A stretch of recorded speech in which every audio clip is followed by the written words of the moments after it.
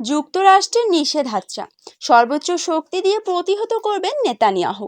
ইসরায়েলের প্রধানমন্ত্রী নেতানিয়াহু তার দেশের সেনাবাহিনীর ওপর যে কোনো নিষেধাজ্ঞা প্রত্যাখ্যানের প্রতিশ্রুতি দিয়েছেন। মার্কিন যুক্তরাষ্ট্র ইসরায়েলি সেনাবাহিনীর একটি ইউনিটের ওপর নিষেধাজ্ঞা দিচ্ছে এমন খবর প্রকাশিত হওয়ার পর তিনি এমন প্রতিক্রিয়া ব্যক্ত করলেন। গতকাল রবিবার নেতানিয়াহু বলেন, সেনাবাহিনীর ওপর নিষেধাজ্ঞা দেওয়া হলে এর বিরুদ্ধে সর্বোচ্চ শক্তি দিয়ে আমি লড়াই করব।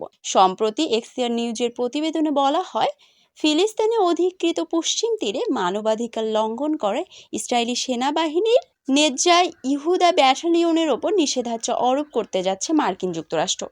অধিকৃত পশ্চিম তীরে মানবতা বিরোধী অপরাধের দায়ে ইসরায়েলি প্রতিরক্ষা বাহিনীকে মার্কিন সামরিক সহায়তা কমিয়ে দিতে পারে। গত সপ্তাহে যুক্তরাষ্ট্রের পররাষ্ট্রমন্ত্রী অ্যান্টনি ব্লিংকনের কাছে এ বিষয়ে জানতে চাওয়া হলে তিনি বলেন, আপনি তাদের বিরুদ্ধে যা প্রত্যাশা করছেন তা সামনের দিনে দেখতে পারবেন।